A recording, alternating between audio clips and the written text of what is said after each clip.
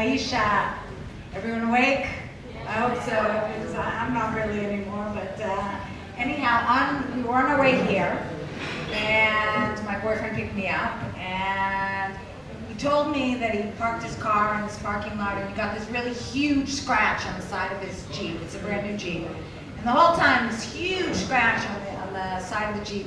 And when we got here to the parking lot across the street, I had a look, and I see this huge scratch. It's not really a huge scratch, it's a little scratch.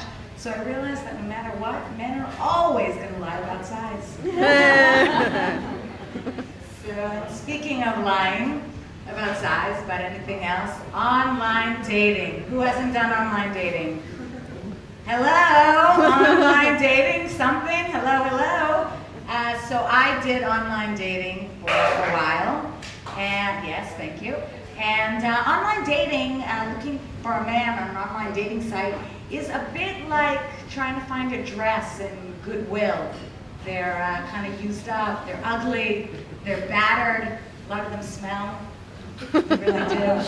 But I dated a lot of men, really a lot of men. I went on a lot of bad dates. One date that I went on, like after 5 minutes, the guy said to me, "I can't read you." And I thought to myself, either you only have a 4th grade education or you are dyslexic. Next. And then what about these guys that they never really ask you out, but they text you, and then they use these emoticons like, "Hi," or "Do you want to have sex?" or "Hi again." You know, next, none of that. Then there was this other guy I went out with at the end of the date. Puts me up against, he really like shoves me up against the roof of the car, and he says, "You like sex. I can see it in your eyes." It was an optometrist, not a very good thing. But I don't know, like I said, I went out with a lot of men. I think my problem was that I was just too choosy. Choose me, please choose me. So someone finally did. And then I thought, what's wrong with this man?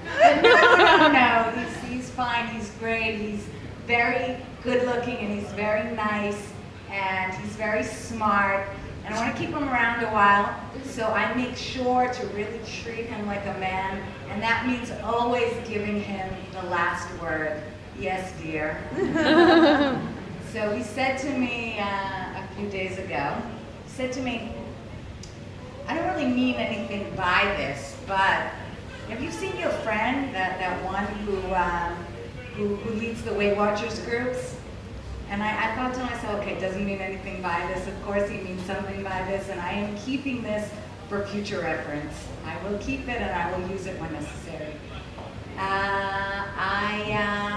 A lot of body issues, a lot of women up here talking about body issues. I have them too. When I was younger, I used to get dressed up in a low-cut shirt, low-cut, like a high skirt, and I would strut my stuff, and the construction workers would whistle, and I would say, "You can look, but don't touch." These days I say, "I'm gonna let you touch, but please don't look." And the thing is, you know, looking, like having a man look at my body, I could never, ever be a cougar. I don't know, like having this young, handsome, sexy 28-year-old man see me naked. I just can't do that. But I did get, during the online dating thing, I did get this email from this message from this 28-year-old guy, and he wrote me, "Hey sexy, what about me, you, a bottle of wine on my balcony?" I wrote back, because I'm polite, I said, "Look, I really think you're a little too young for me, but maybe your father's available." I mean, you gotta try. Honestly, I would not know what to do as a cougar. I'd say I'd have this 28-year-old guy come over, I'd kick off my shoes, I'd change into something more comfortable, I'd go in the kitchen, bake brownies, give him a glass of milk, that is that, send him home to mommy.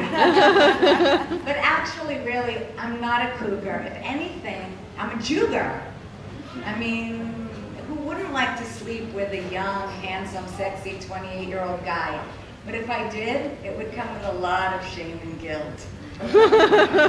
And then afterwards I would say to him, you know, you really shouldn't be a musician, you should be a doctor. I have actually gone back to school. I went back to school last year. Whoa, yes, and I'm studying, well, I'll tell you what I'm studying. It was a little while after I signed up for the dating sites, I decided that I wanted to study criminal profiling. I figured that it would really help me with in my search. And the stuff, honestly, it's really fascinating. And the last exam, one of the last exams that we had was about sexual deviants and psychopaths. I got 100. I didn't have to study it. But actually, I am turning into a Jewish mother, turning into my Jewish mother. I hope it's not going to happen too quickly because she's dead. It's okay. Yeah, a little dark humor, you can laugh. But you know, my mother was always, she was always so worried and so scared. I'd say, Ma, I'm going to the mall. She'd say, be careful. I'd say, Ma, I'm going to the supermarket. She'd say, be careful. I'd say, Ma, I'm going outside to get the mail.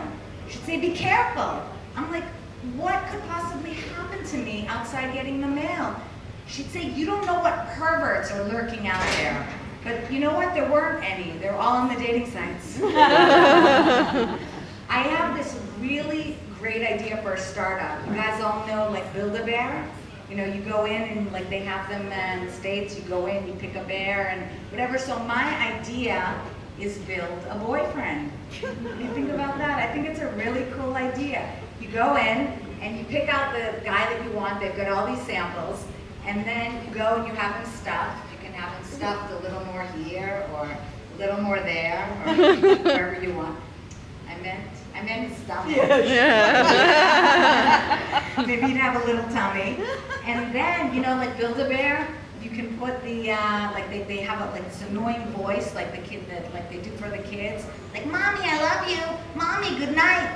So you could have one, like, for these men. Like, for example, one could say, hey, babe, I'm feeling steamy. Bring me your clothes, I'll iron them. Or you could have another one like, hey, I'm really feeling dirty. Give me your mop, I'll wash your floor.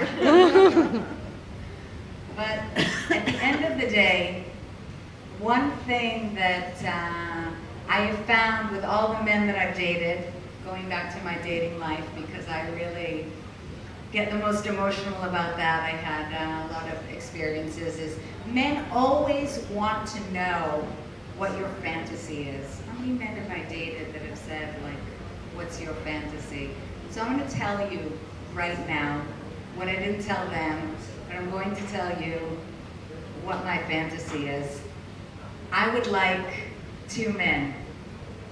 One to clean and one to do the laundry. Very